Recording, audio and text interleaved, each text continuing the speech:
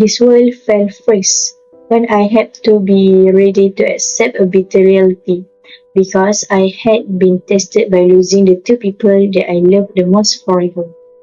The passing of the person I love is like a moment of darkness without a ray of happiness. Sometimes I wonder, why should I be the one tested? I still have not received enough love and care from the two people I love. Oh my children, when you read this letter, your mother and I have been invited by God. I hope that you can accept our departure calmly. The purpose of my writing this letter is to express both our wish so that your brother will not find and frown because of the wealth I have left in the world. I ensure Muhammad Zarif as the eldest son to divide and carry out the Qawaid for all brothers honestly without any element of frown and distortion. Sincerely from your father and mother.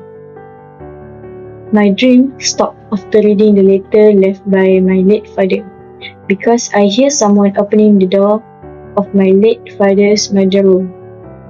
Apparently my youngest brother, who had not yet understood the true meaning of loss. Why are father and mother alone? A question that has no answer for me to explain to my brother. May we brother always pray for both mother and father. And there is no life in this world but joking. Playing indeed the hereafter is the real life if they really know. Al-Ankabut 64. Story summary. One evening, I received a call stating that both my parents had died in an incident. I found a letter from my father stating that I should be responsible for carrying out the property inheritance trust fairly and equitable to my 5 siblings. I had to give up my dream of gaining higher knowledge because I have taken on the heavy task of raising and supporting my younger sibling. Because of my broken soul, I had to come to terms with my fully age, to handing over my late father's trust to my uncle, who intend to have but the evil intention of confiscating all the property left by my late father.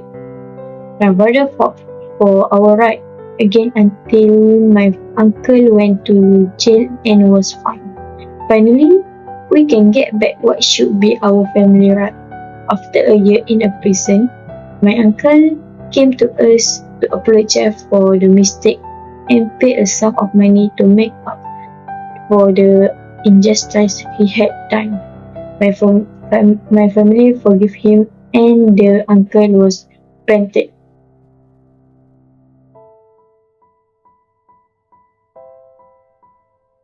The first question is, what are the problems often occur in the management and division of inheritance?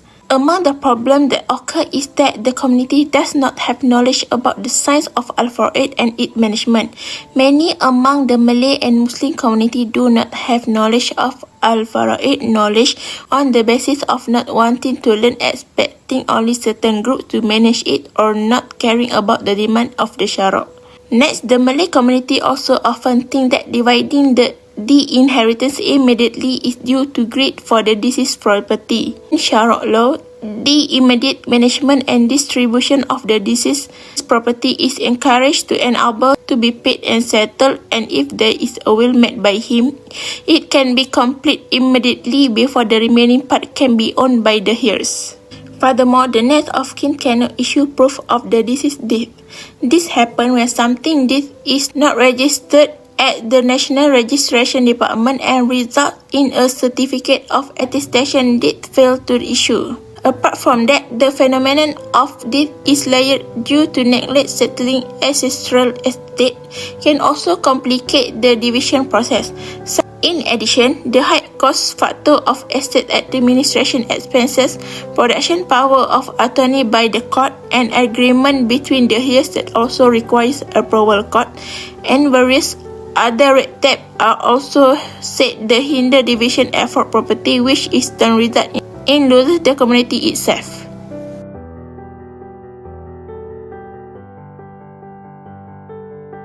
Question number 2. Why are the heirs still testified even though the division of Inheritance is done according to Sharia law.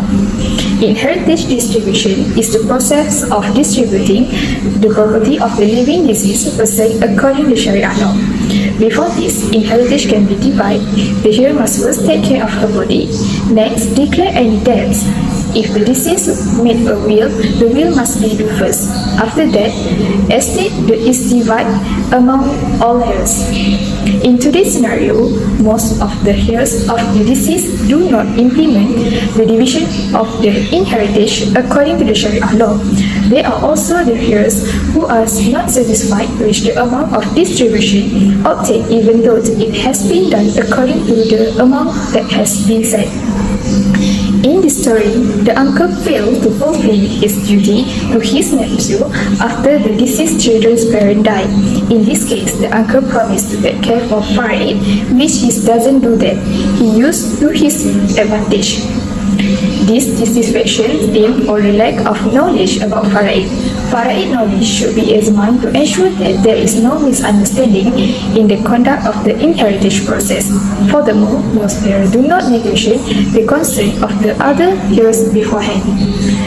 For the words of Prophet ﷺ from Anas bin Malik that Rasulullah ﷺ once says, whoever wants sustained to be extended for him and life to be extended for him, he should continue his friendship. Narrated by Al-Bukhari and Muslim. Therefore, in order to avoid this division with the distribution of inheritance, the disclosure and knowledge of his farid should be emphasized that and taken seriously by all Muslims, aims to maintain healthy relationship between family. In addition, so that the face does not shine and does not fade by itself.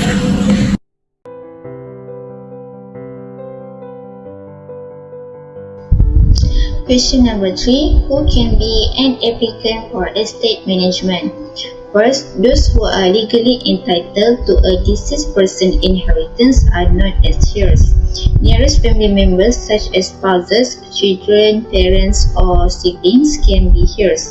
Family member like cousin, uncle, aunt, or other relative with full relative right to the deceased can also be considered as heirs. Second, if their will was valid, an executor or the descendant will have named an administrator to take care of the estate administration after their death. The executor, also known as the will administrator, is in charge of following the instruction laid forth in the will and managing the distribution of the estate following the descendant's intention. Lastly, the court may appoint an estate administrator if no executor or will are named. The estate must be administered and distributed by this administrator in accordance with the nation or jurisdiction's relevant inheritance rules.